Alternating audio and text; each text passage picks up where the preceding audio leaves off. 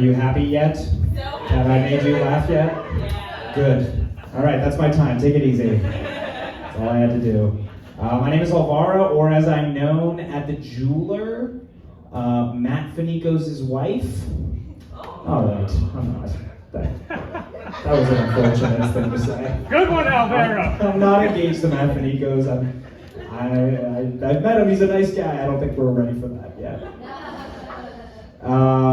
Little something about me. I really like ice cream. Specifically Klondike bars, because they had this slogan. They were like, "What would you do for a Klondike bar?" You guys remember that? Cool. Yeah. If it comes down to it, honestly, I'll just purchase one. I don't care. I'm crazy. I'll go into that store and I promise you I will slam down $2 on that bitch. I'll be like, give me one of those Klondike bars. I don't know why they're behind the counter, but what kind of convenience store is this? They're treating it like cigarettes. Something else about me, I wrestle. Thank you. And I am not in high school. Yeah. I'm an assistant wrestling coach. I actually wrestled in high school. Why would I become an assistant wrestling coach?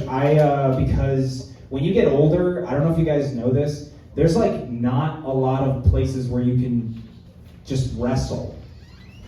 Yeah, there's like no pickup wrestling. Like that's not a thing. I mean, so it's either wrestle with kids as a coach or prison. So I was like, I'll take the position, I guess. That's my only choice. No, I actually really, I feel like this is gonna make me sound like a bad person, but I'd be lying to you if I said I didn't enjoy beating up 14-year-olds. Because I was like really bad at wrestling in high school. You know, like I was getting my ass beat for 3 years by a guy named Steven. You know, and he was not only a good wrestler, also a very smart guy. Like you're a pawn in my game, small guy. I know. He was merciless. So it's like nice now. I get to do that, you know? Every time I hit my favorite move, the single leg, all they have is questions. They're like, Coach, how did you get into my house at 3 a.m? I'm like, you're asking the wrong questions right now. You gotta work on your technique. You know, how about a little bit of hospitality? You're not even gonna offer me a Klondike bar? Jesus. Now I have a sister that is 16 years old, and she has a boyfriend that is 6'3". Yeah, which is taller than me. When I don't like him. I think he is a disrespectful person. Not to me, to my house. He came downstairs the other day with a Sharpie without even asking me. He wrote his name on my wall. Yeah, on my height measuring wall. I was like, there goes my title. Unbelievable. No, but like, I feel like now I'm like more okay with him because he is a nice guy, but I was like, in the beginning, I was like, I don't even know if I can like protect her from him. You know, I was like, I think this is it. I think I have to give her away. You know what I mean? Just let her, maybe let her go off on your own. You know, because like, what if he says something mean to her? You know, that'd be pretty awkward. Like the B word, bitch. That's not a nice word. You know, he says that to her. I'm like, did you just say that, Tristan? And he's like, yeah. What are you gonna do about it? I'm like, I'm gonna give you guys some privacy. I'm gonna let you guys work it out. Come downstairs when you're ready. And then he comes down, he punches a hole in the wall. I'm like, oh my God, we shouldn't have put that wall there. It's load bearing, but it's my fault. I actually, yeah, like I said, I don't like spending time with him, you know, because like I feel like when I'm with him, I feel like I have to like put on this like macho persona to show that I could protect my sister, and that's exhausting to do that. You know, that's why like when my mom asked me to drive him home after their play date, I got kind of stressed. You know what I mean? I got up, I went into the car before he got in there, I lowered his seat down and I raised mine up. You know, which did not work at all. You know, his head was still up against the ceiling. You know, he starts talking about stuff that I don't care about. He's like, Alvaro, I don't know if you know this about me, but I really like welding. I'm like, go fuck yourself, Tristan. Leave me out of this. I actually had a new experience. I don't know if you'll be happy to hear, but I am going to tell you anyways. I recently went to a strip club for the first time. Thank you guys. I appreciate it. You Harvard graduates. I was a little bit worried about judgment. You're like, we don't partake in that kind of activity. You know, it was a good experience. Pretty solid 6 hours. Yeah, I had a good time. I had a good time. I think the truth is like I don't even know if I am a strip club guy. You know, I don't know if I'm one of those guys that goes in there. You know, but if I do go back to a strip club, I'd like to go inside. Oh my God.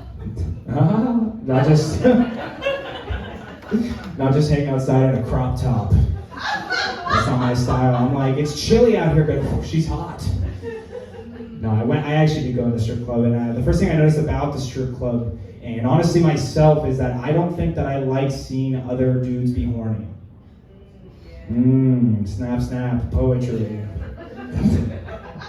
You ever seen a dude be horny? Mouth is usually open. She's like recalling the list of people.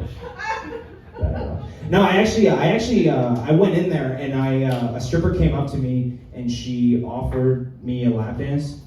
And I told her the same thing that I told the cashier when I was 9 years old, that I only had $10 in my pocket.